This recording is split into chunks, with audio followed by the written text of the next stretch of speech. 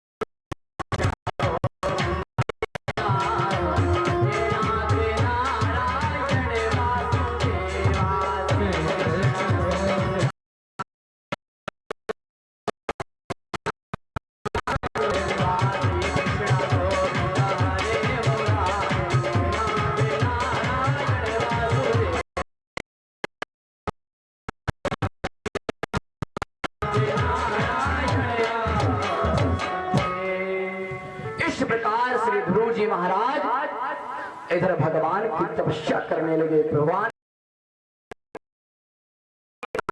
महाराज ने जो यमुना में फल आते उनको खाना बंद किया। दूसरा महीना बीता, यमुना का जल पीना बंद किया। इस महीना आ गया है। 7वें महीने में ध्रुव जी महाराज ने देखा कि प्रभु अभी भी नहीं आए हैं।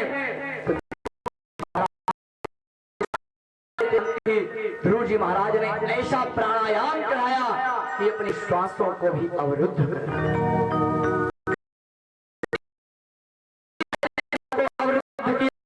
सार की श्वास अवरुद्ध हो गई। सारे देवी देवतागण भगवान के पास दौड़े दौड़े आए, बोले प्रभु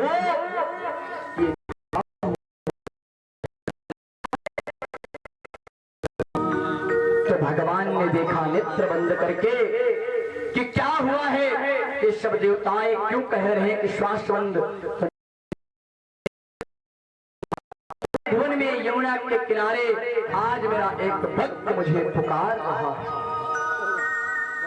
मुझे तुम लोग जाता हूं और अभी से ठीक हो जाए।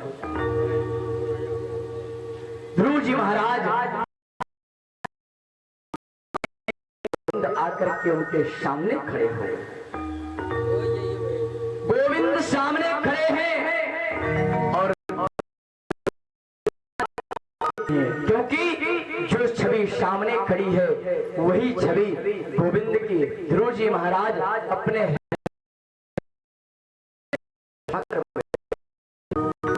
तो जब नेत्रों में और हृदय में विराजमान वही गोविंद हैं तो कैसे वो नेत्र खोल दे। यदि नेत्र खोलेंगे तो छवि भग जाएगी, सामने साक्षात। अब तो प्रभु ने ही विचार किया कि मुझे ही कुछ करना चाहिए, मैं इसको नहीं लोप करूंगा तब तक हमें त्रिसालन खड़े रहे भी नेत्र नहीं खोले।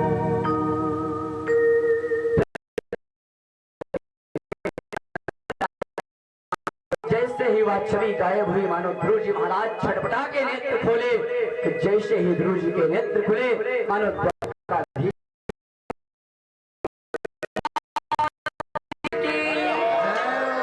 आज ध्रुव जी महाराज दर्शन जैसे किए तुरंत डंडा चरणों में गिर गए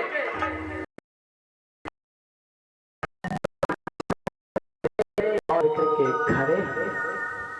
अब नारद जी की विचार बात याद आ रही है कि बाबा ने कहा था बेटा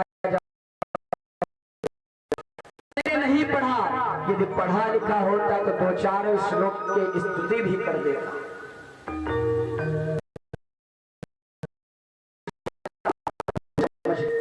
ध्रुव जी महाराज के कपोलों से अपने शंख को स्पर्श कराया है, मानो सारा ज्ञान महाराज को कंठस्थ हो गए। फिर ध्रुव जी महाराज ने बड़ी सुंदर सी स्तुति की है। भगवान ने उस स्तुति को सुनकर के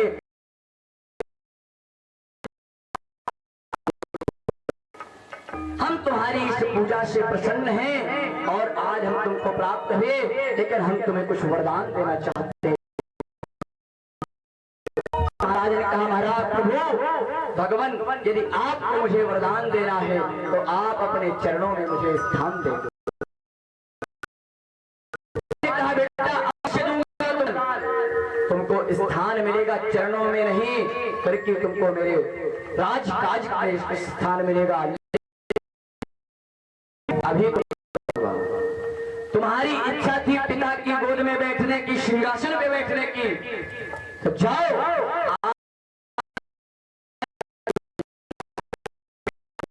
4 वर्ष तक तुम राज्य करो। जाओ जब तुम्हारे 36,000 वर्ष राज्य करते करते हो जाएंगे, ध्रुव जी महाराज उदास हो गए। बोले महाराज मैं यही माया मोह को छोड़ के तो आपके पास आया था, लेकिन आपका आदेश है तो मेरे लिए वो अध्यादेश है। आपकी आज्ञा है मैं अवश्य। जी महाराज प्रणाम करते ही भगवान अंतर्ध्यान हुए। भगवान अंतर्ध्यान हुए, इतने में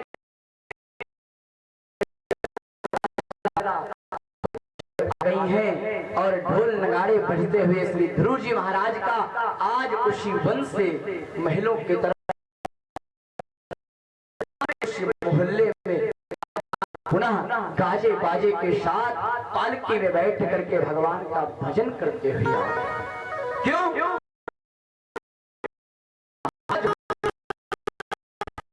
महाराज उद्धार बात पता चला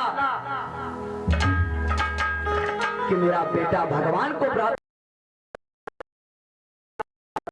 अपना कि मैं गलत था, जो इतने धर्मवान बालक को अपने हृदय से नहीं लगाया, कितने कष्ट आज उत्तान पाद सर झुका करके खड़ी है। इधर सुलची भी विचार कर रही कि मैंने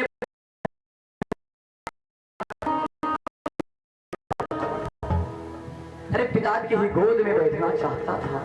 आज पिता की गोद क्या बताओ, इसको 36,000 वर्ष हुआ। सुरुचि भी अपने अपराधों का प्रायश्चित कर रही है।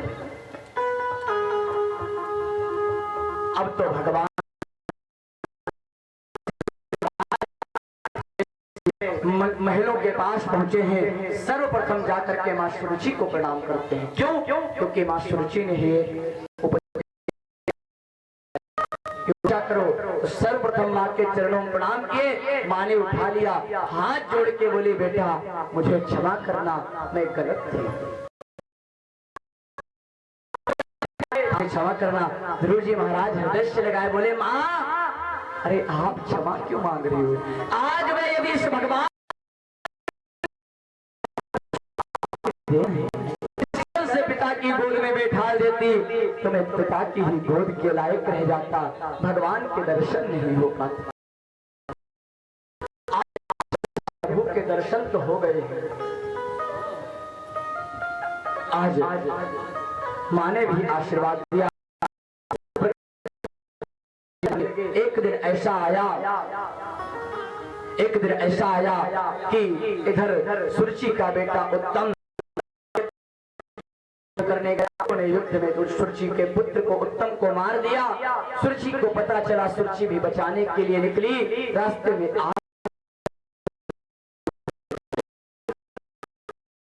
श्री ध्रुव जी महाराज को पता चली तो ध्रुव जी महाराज भी धनुष और बाण लेकर के युद्ध के लिए निकल चले। और युद्ध मंडप में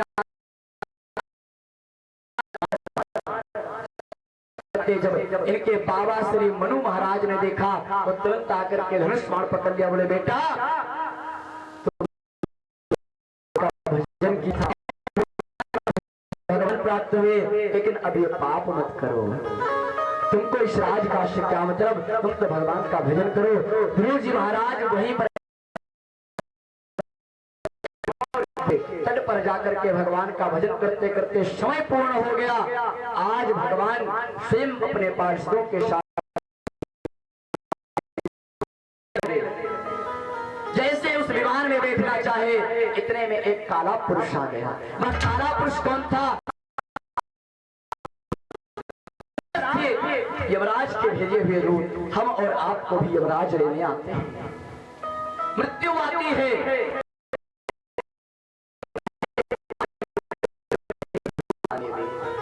क्योंकि भगवान के भक्त हैं।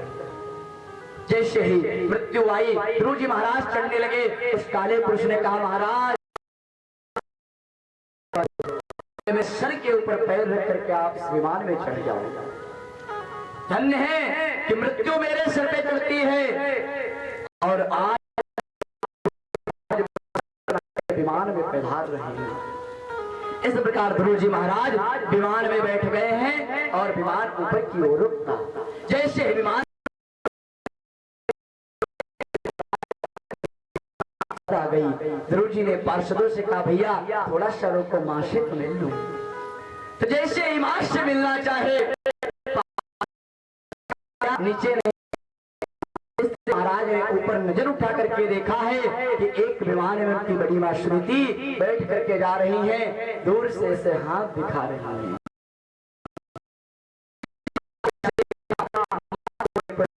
आज इस प्रकार मां और बेटे भगवान के धाम को पधारे और भक्तवत्सल भगवान की प्रकार से हमें यही एक सीख मिलती है कि यदि हम भगवान को प्राप्त करना चाहें तो क्यों नहीं अपने बालकों जब उसकी आयु में एक भगवान को प्राप्त कर सकता है तो अपने संस्कारों से चलाओ। ब्राह्मण हो, ब्राह्मणों के बाल करना, यज्ञोपवीत संस्कार सर्वप्रथम करा देना चाहिए। शास्त्र की बात है, जब तक ब्राह्मण बालक का यज्ञोपवीत नहीं होता है, क्यों? तब तक कि वो शूद्र के समान होता है।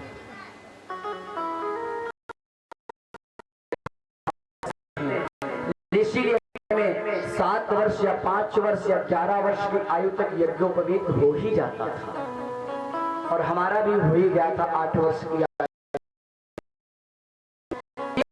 ये ध्यान देना चाहिए, अपने बालक को इन संस्कारों से जोड़ो, आश्रमों में भेजो, गुरुकुलों में भेजो। जब गुरुकुल में जाएंगे तो ये ज्ञान प्राप्त होगा। इधर उधर की पढ़ाई तो सब कर लेते हैं, हमने भी की थी थोड़ी बहुत, लेकिन पता नहीं क्या इच्छा हुई। बोलो मेरा। तो इस प्रकार भ्रू चरित्र से अब ज्यादा समझाने का समय नहीं कि विस्तार से बताऊं, क्योंकि 11 तो ये चाहिए कि भ्रू जी महाराज के कि आज इस प्रकार भगवान भक्त और भगवान का मिलन हुआ और भ्रू के बाद का मिलन हुआ। फिर राजा अंग का बड़ा ही शुद्ध पवित्र चरित्र आया। फिर पृथु महाराज का पवित्र चरित्र है। श्री पृथु महाराज है, नारद जी द्वारा पुरंजनोपाख्यान की विधि बताई गई है और प्रचेताओं को नारद जी का उपदेश। फिर महाराज मनु के बाद जब भरत जी का चरित्र है और रघुगण के प्रश्नों का श्री भरत जी के द्वारा निवारण किया गया।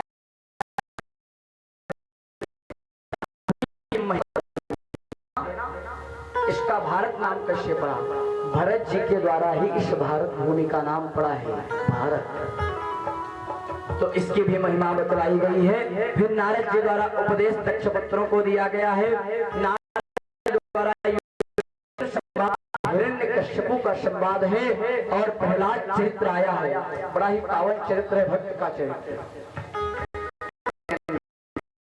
समय से है, आज थोड़ा इसी से प्रणाम करेंगे पावन चरित्र को भी।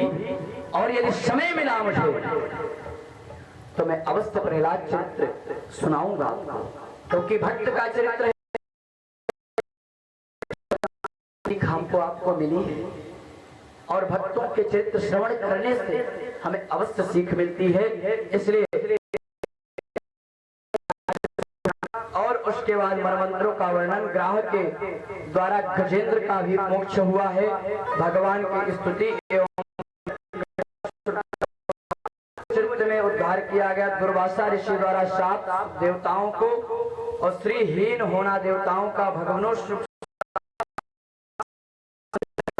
का स्वर्ग विजय वामांगरवातर। इसके बाद वैवस्वत मनु के पुत्रों का वर्णन भरत चरित्र नाभाग अम्बरीश जी का। ये भी एक बहुत बड़े भक्त हैं। यदि इन चरित्रों को आपको श्रवण करना है तो अपने कमाल गीता प्रेस की पुस्तक है, ज्यादा महंगी भी नहीं होती है, उसको लाओ। उसमें इतनी मोटी पूरे भक्तों के ही चरित्र और सीखना है। इसके बाद भगवान के अनन्य चरित्रों का हुआ अम्बरीश चरित्र। फिर वसुदेव और देवकी का विवाह होता है। क्योंकि हमारे जन्म ठाकुर जी भी आने वाले हैं। तो आज महाराज मथुरा का राजा पहले थे उग्रसेन जी। तो उग्रसेन की गद्दी पकड़ लिया कंस ने और कंस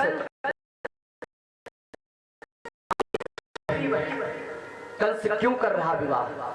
कंस ने विचार किया कि मेरा नाम तो चल ही रहा होगा, यदि मैंने विवाह किया इसमें खूब दहेज देंगे, खूब माल पानी देंगे, खूब बरातियों का स्वागत करेंगे, तो मेरा प्रसन्न हो। इस प्रकार कंस ने बड़े ही भाव से देवकी का विवाह किया। किसके साथ? के साथ। आज विवाह करने के बाद कंस ने कहा कि स्वयं आज स्वयं कंस सारथी बन के चलने को तैयार है। देवकी समझ गई। देवकी ये नहीं जान रही कि हमारे कंस भैया अभी इतने कुछ ही क्षणों में हमारे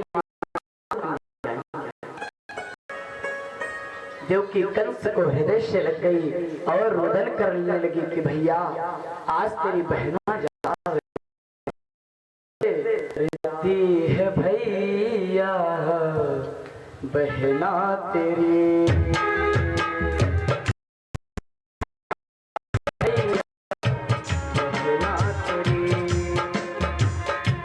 जल्दी बुलाना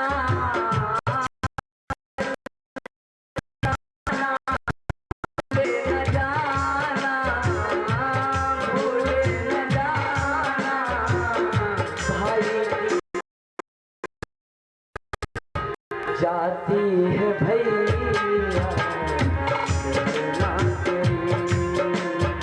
देव जी भगवान भाई को कंस को मना रही कैसे जाती है भैया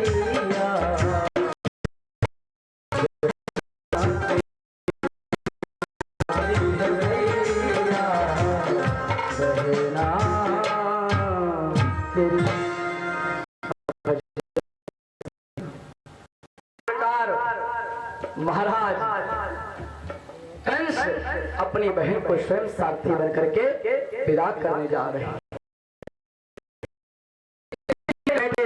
सारथी बने इतने में एक आकाशवाणी हुई कि अरे मोर तो जिसे इसी तेरी बहन देवकी का अष्टम पुत्र तेरा काल होगा। जैसे ही आकाश कहां से हो रही है। कंस ने जैसे ही सुना कि इसी देवकी का पुत्र अष्टम पुत्र मेरा काल होगा, कंस उसी बहन के केश पकड़ लिया और केश पकड़ करके रथ से नीचे खींच दिया।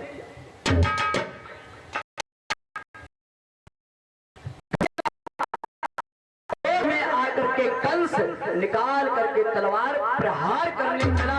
इतने में वसुदेव गिरे हाथ, तुरंत वसुदेव जी ने हाथ पकड़ लिया। बोले महाराज अब आपका इनके ऊपर अधिकार थी, लेकिन अब इनका कन्यादान हो गया है। ये मेरा आधा अंग हो गई है, अब मेरी अब आप इन्हें मार।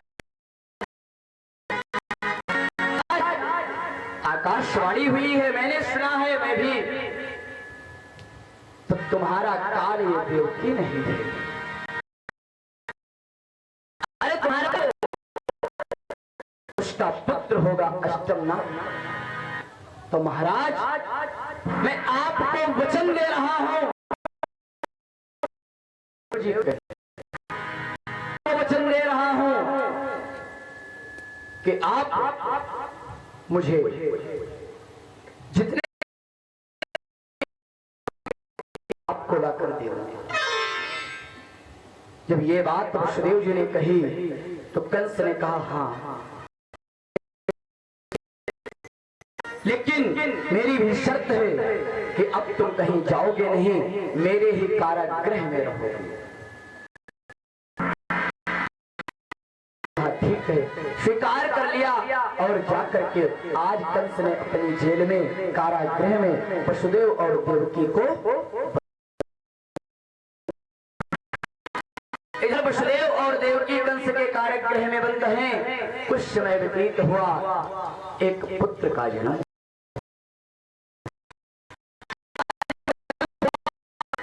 तो वसुदेव जी अपने वचनों के अनुसार उस बालक को लेकर के देवकी रुदन कर रही है, लेकिन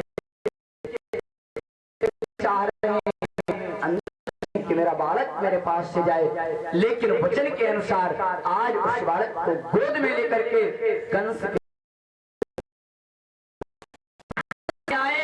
और जैसे ही कंस ने देखा कि वसुदेव जी बालक को लाए हैं, कंस प्रसन्न हो गया।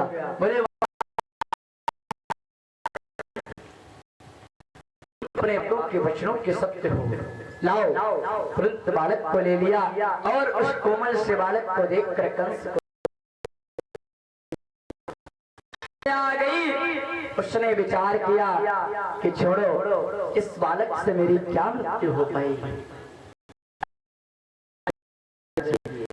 तो कंस ने जाओ। जैसे ही कंस ने वसुदेव जी को पुनः बालक वापस किया, वसुदेव जी प्रसन्न हुए और बालक को लेकर के चले। इतने नारद जी भी बीड़ा पीटते हुए नारायण नारायण करते हुए उस सभा में आ गए। बोले जैसे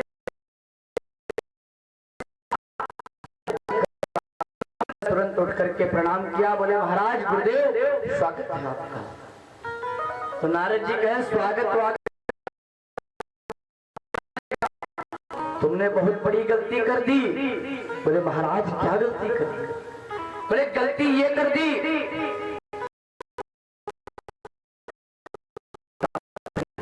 बोले पुष्प को लो और इसको गिनना प्रारंभ करो। यहां से एक पंखुड़ी पर उंगली रख दी और 8वीं पंखुड़ी कौन सी पड़ रही बताना। फिर तो कंस ने उस पुष्प को लिया और इधर से चालू किया।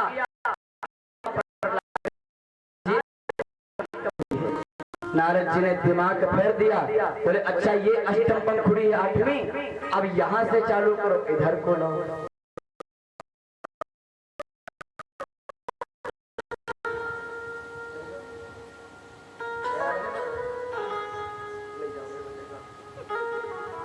इधर नारद जी ने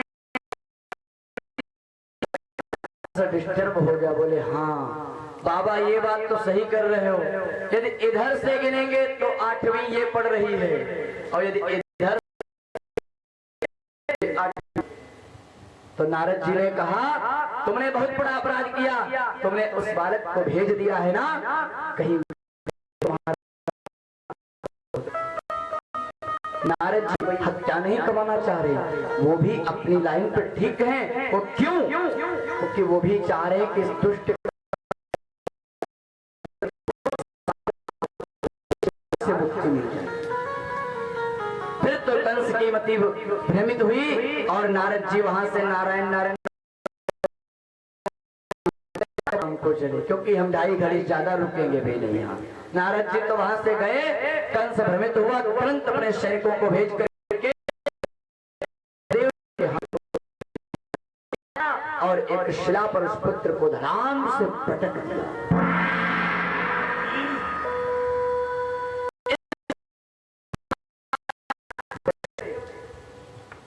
पुनः कारागृह में आ गए। कंस ने अपने सेनापति को आदेश दिया,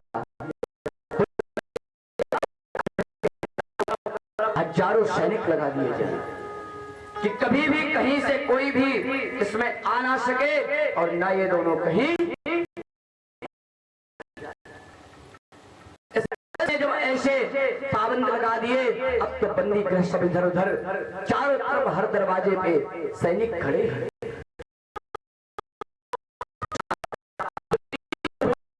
वसुदेव जी अपने वचनों के अनुसार उस पुत्र को भी लेकर के आ गए।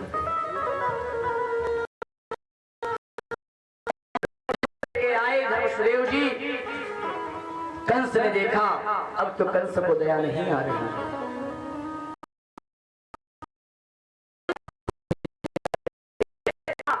और शिला पर धड़ाम से पटक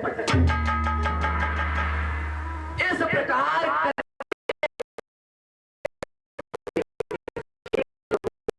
6 पुत्र मार दिए। अब 7वें पुत्र की बारी आई है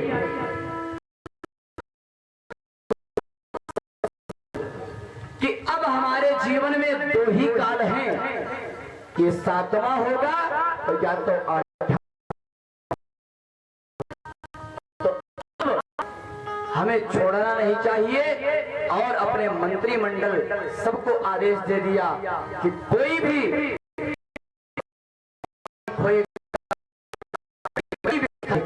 कि चारों तरफ से जेल की रक्षा की जाएगी, और जैसे ही कोई गुनगुनाहट सुनने को मिले कि कोई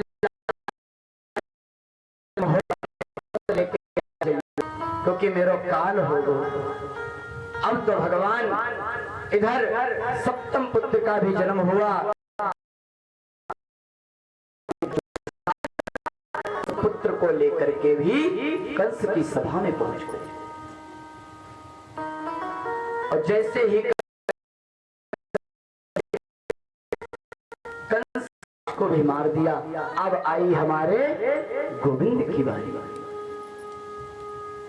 आज हमारे गोविंद एक ही बालक रह गया तो और कड़ी व्यवस्था करा दी, इतनी कड़ी व्यवस्था करा दी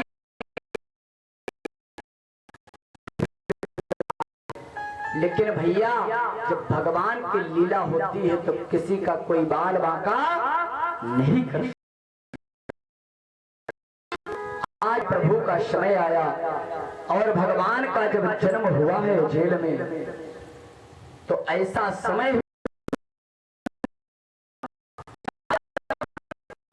वसुदेव जी विचार करने लगे कि इसको लेकर चलेंगे, लेकिन भगवान की ऐसी लीला हुई कि जितने सैनिक को मूर्छित, और भगवान ने ऐसा विलप किया कि जाओ इधर नंद महल में रोहिणी जी के कन्या हुई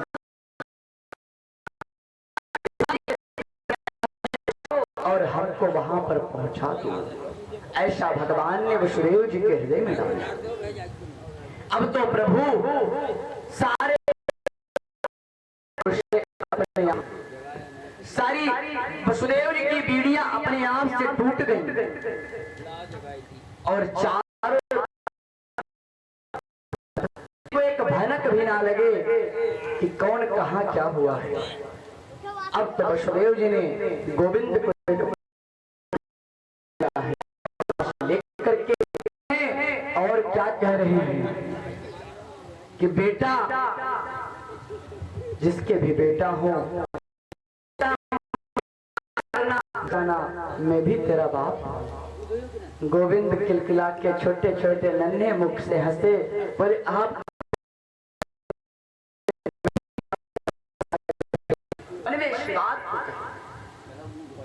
लेकिन वसुदेव जी आज भगवान को लेकर के आज